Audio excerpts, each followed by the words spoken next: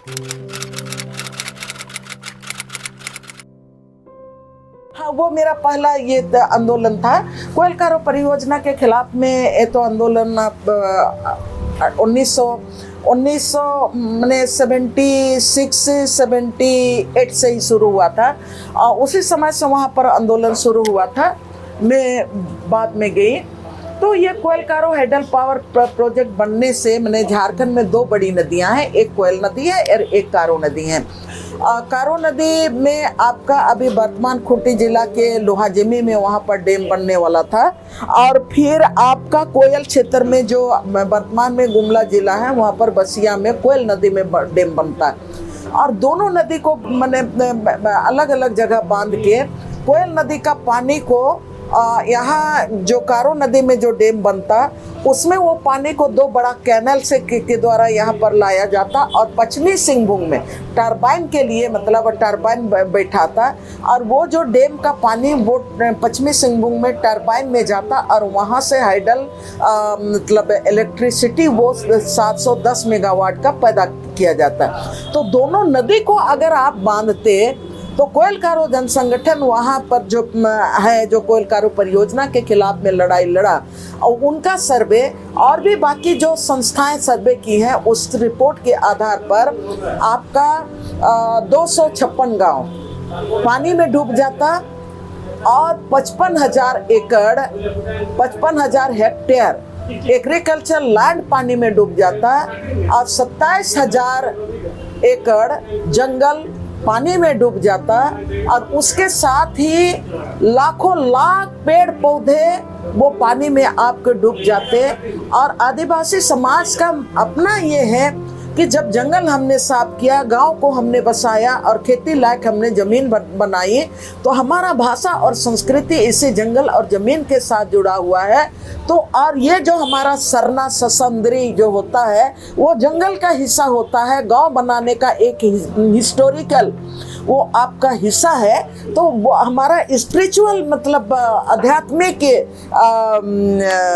स्थल है सरना और ससंद्री, वो भी पानी में आपका मतलब लाखों सरना ससंद्री पानी में डूब जाता है। तो इसलिए इसको महाविनाश परियोजना बना के रूप में इसको आइडेंटिफाई किया गया। असली कि हमारी भाषा संस्कृति भी हमारी चली जाती और 2.5 लाख लोग उससे डिस्प्लेस हो जाते।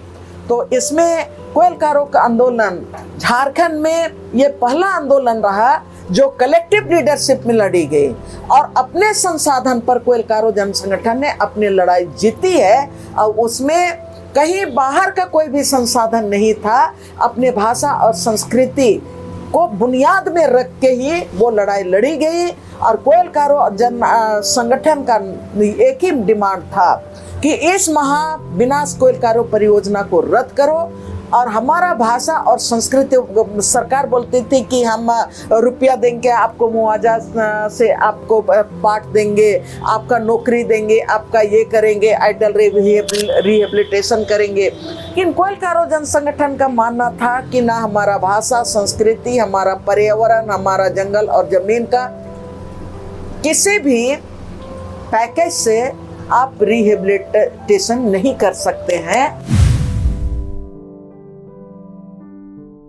देखिए, आंदोलन की सफलता में हमेशा बोलती हूँ कि सरकार अपना जो विकास का सफलता वो मानता है कि हमारा बजट इतना था, इसमें से हम इतना खर्च कर दिए। मान लेते हैं वो 20 रुपया का बजट है, वो 18 रुपया खर्च कर लिया, तो बोला कि हाँ हम विकास कर लिए, लेकिन वो आउटपुट नहीं देखता है, लोगों के जिंदगी में क्या परिवर्तन हुआ वो नहीं देखता है।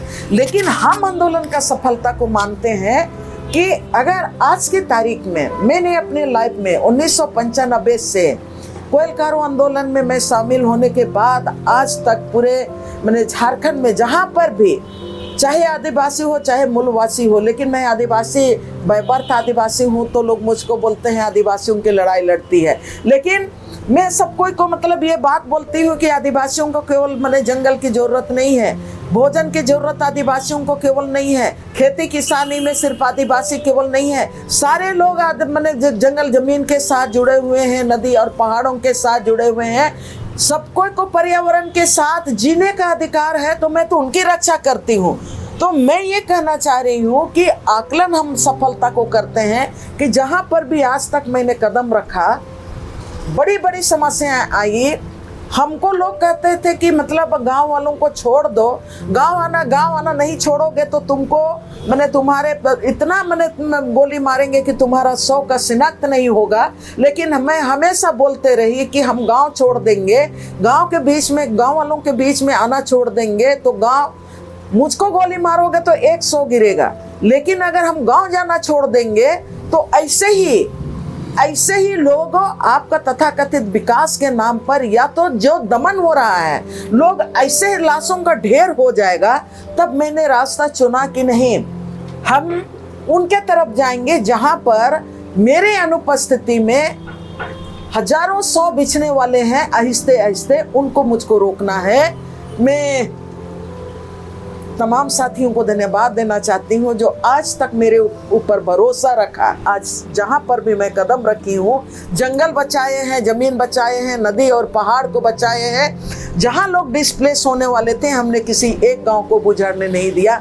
तो मैं अपनी जो सफलता है, मैं अपनी सफलता इसमें मैं देखती हूँ। लोग मुझको आज की तारीख में बोलते हैं दयामनी का तो चाय दुकान ही चलाते रही है। मैं धन्यवाद देना चाहती हूँ हमारे चाय के ग्राहकों को कि मुझको ये ताकत दिया कि 1996 से मैं चाय की दुकान शुरू की और ये मेरा बैकबोन है। जितने भी ग्राहक लोग हमको पैसा दिए, जितना भी हमारे परिवार ने पैसा अर्जित किया, सारा मैं पैसा गांव में लगा दिए। आज की तारीख में हमारे पास एक साइकिल नहीं है। आज हमारा बैंक बैलेंस को खंगाल सकते हैं। सब कुछ आप हमारे सरकार के सामने सब कुछ है। हमारी पूरी निजी जिंदगी हमारे है, हमारा पारिवारिक जिंदगी आपके सामने है। लेकिन मैं बहुत खुश हूँ कि हमने जो आज तक का जो कमाया है, किसी ने वो कमाया नहीं है। सफलता वही मेरी है कि आज हम शुद्ध हवा ले पा रहे हैं, नदियाँ जिंदा हैं, गांव के लोग जिंदा हैं, और जिन लोगों को मैं बचाने के चली थी, आज उनका अगला पीढ़ी भी वो बचा रहेगा। ये मेरी सफलता है। सफलता मैं इसको मानती हूँ। विकास की परिभाषा में विकास का मतलब ये नहीं कि झारखंड का क्षेत्रफल 79,714 आपका वर्ग किलोमीटर है, उसमें से आपका 33% आपका फॉरेस्ट लैंड है, उसमें से आपका करीब 23 लाख एकड़ जो है आपका एग्रीकल्चर लैंड है, और उसके साथ बायरन लैंड भी है, ठीक है, और उसके साथ वाटर बॉडीज भी हैं। आपको रोड मैप बनाना पड़ेगा कि अगर आप बोलते हैं कि हम सस्टेनेबल डेवलपमेंट की बात करेंगे, हम विकास की बात करेंगे, तो आपको उसमें रोड मैप बनाना पड़ेगा कि आप 304 कंपनियों को एक बार में अगर आप कोयला निकालने देंगे, अब्रक निकालने के लिए देंगे, आप यहाँ पर सोना निकालने के लिए दे देंगे, तमाम चीज़ मैंने कंपनियों को खनिज का दोहन करने के लिए देंगे, और तमाम वाटर बॉडीज को अगर आप मैंने उद्योग के लिए आप यूज करेंगे और तमाम जंगल को आप काट देंगे, तो आप तो विनाश कर रहे हैं ना यहाँ पर किसान बचेगा, ना जंगल बचेगा, ना जमीन बचेगा, ना यहाँ पर आदिवासी बचेंगे। तो आज की तारीख में जिस विकास की बात करते हैं, आपको झारखंड में अगर आज की तारीख में 3.5 करोड़ की आबादी है, तो 3.5 करोड़ की आबादी के लिए आपको फूड सिक्योरिटी की गारंटी आपको करना पड़ेगा। कितना जल स्रोत आपको यहाँ की जनता के लिए, कितना जल स्रोत को जिंदा रखना पड़ेगा, कितना पानी चाहिए पर डे, ये आपको रोड मैप तय करना पड़ेगा, और उसके साथ आपको कितना मैंने भोजन चाहिए ये आपको तय करना पड़ेगा, कितना ऑक्सीजन चाहिए आपका 3.5 करोड़ की जनता को आपको तय करना पड़ेगा। आपको तय करना पड़ेगा एजुकेशन हब के लिए आपको कितना एकड़ जमीन आपको मतलब देना पड़ेगा, और मैंने आपका हॉस्पिटल के लिए कितना एकड़ आप जमीन यूज करेंगे, कितना रोड के लिए करेंगे, कितना रेल के लिए करेंगे, कितना एयरपोर्ट के लिए करेंगे, ये आपको रोड मैप आपको बनाना पड़ेगा। नहीं तो यही पर होगा, अभी आप रोड मैप नहीं बनाए, जितना भी जमीन है आप उसको सबको बंजर भूमि में आप मैंने बदल रहे हैं। जितना भी पेड़ है सब पेड़ को आप काट के खत्म कर दे रहे हैं। तो देखिए अभी कितनी गर्मी है, धरती आग उगल रही है, तमाम जल स्रोत है वो सूख गए हैं, हाहाकार मच गया है पानी के लिए, और गर्मी से हम लोग भी जल रहे हैं। तो ये विकास का रोड मैप नहीं है। हम लोगों ने, पूरे देश ने विकास किया, लेकिन हर तरह के साइंटिस्ट आपने पैदा किए, धरती बनाने वाला आपने साइंटिस्ट पैदा नहीं किया। धरती बनाने वाला साइंटिस्ट तो आपने पैदा नहीं कर सका, और जब धरती बनाने वाला का साइंटिस्ट नहीं पैदा करने सका, तो अंधाधुंध सिर्फ खनिजों का दोहन करेंगे, प्रकृति का दोहन करेंगे, तो ये आप अपने भविष्य, अपने अगले पीढ़ी को आप पूरी तरह से आप नष्ट करने में लगे हैं। ये मेरा मानना है, और इसके लिए सब कोई दोषीदार हैं।